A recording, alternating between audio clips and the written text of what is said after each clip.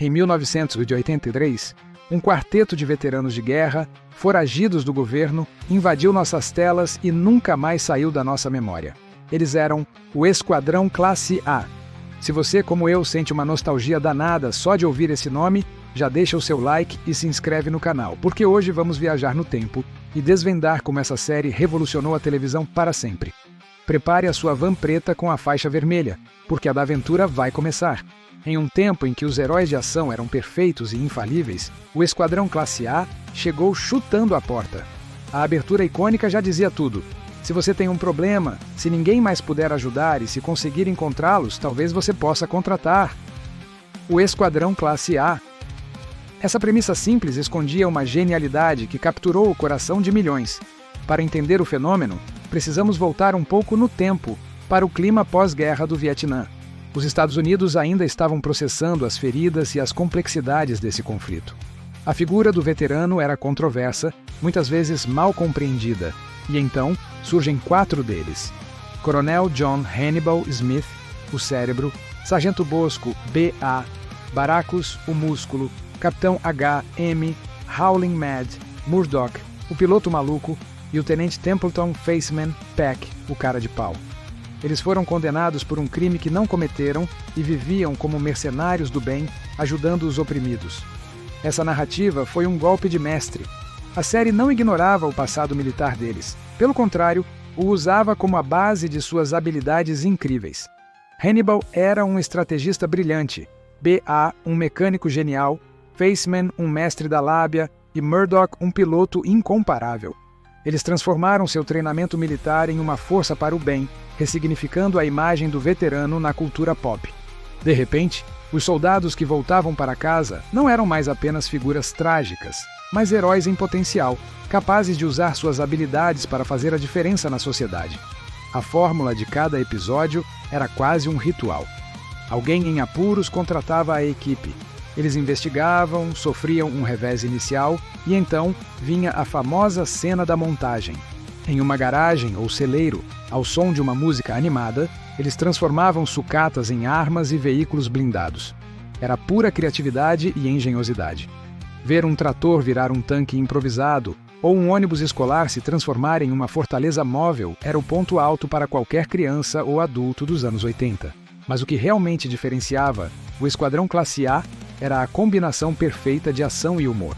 As cenas de perseguição e tiroteio eram constantes, mas com um detalhe curioso: ninguém nunca se feria gravemente. Carros capotavam espetacularmente, explosões aconteciam por toda parte, milhares de tiros eram disparados, mas os vilões sempre saíam andando, um pouco sujos e humilhados. Era uma violência cartunesca, segura para toda a família, que permitia à série ser pura adrenalina, sem ser sombria ou pesada. E o humor vinha da interação entre os personagens. A dinâmica do grupo era o verdadeiro coração do show. Tínhamos a rivalidade cômica entre B.A. e Murdoch.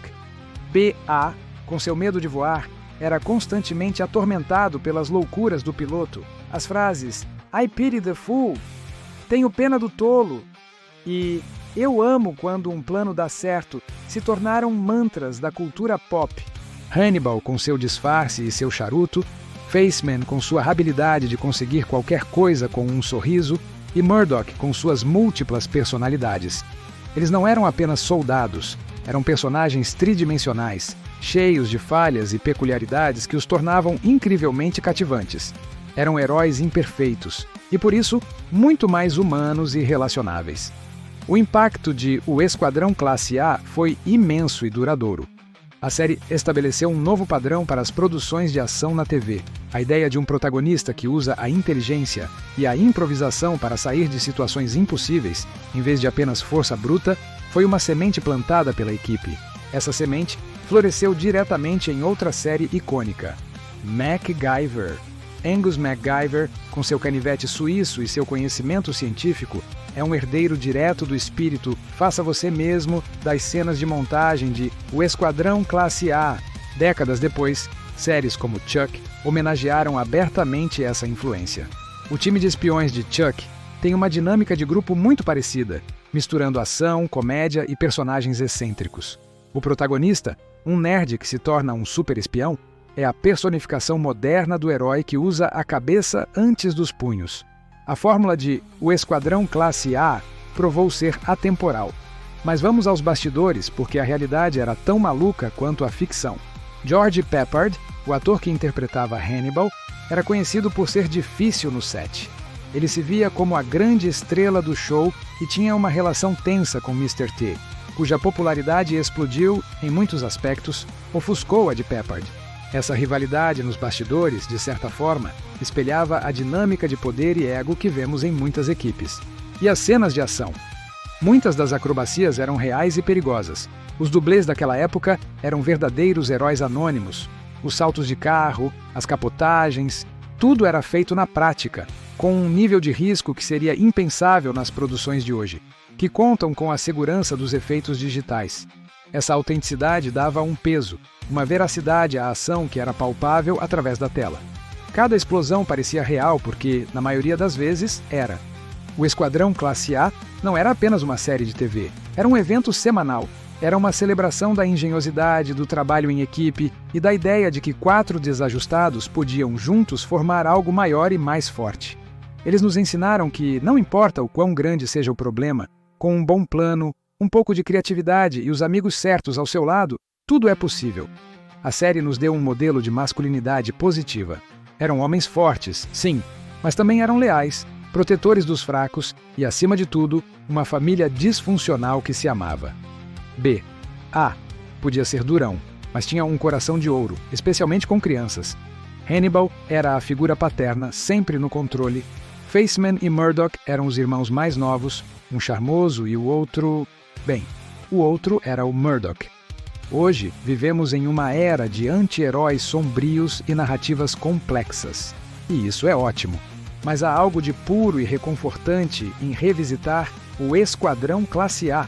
É como voltar para um tempo mais simples, onde o bem e o mal eram claramente definidos, e os problemas podiam ser resolvidos com uma boa montagem e um plano que sempre, no final, dava certo. Eles eram soldados da fortuna, mas a verdadeira fortuna foi nossa, por termos tido a chance de acompanhar suas aventuras. A Van Preta pode ter saído de circulação, mas o legado do Esquadrão continua acelerando em alta velocidade, na estrada da nossa memória afetiva. E aí, bateu a saudade? Qual é o seu episódio favorito ou a sua memória mais marcante de O Esquadrão Classe A? Deixa aqui nos comentários, vamos reviver juntos esses momentos clássicos. Se você curtiu essa viagem nostálgica, não se esqueça de deixar o seu like, se inscrever no canal e ativar o sininho para não perder os próximos vídeos. Muito obrigado por assistir e, como diria o grande Hannibal, eu amo quando um plano dá certo. Até a próxima!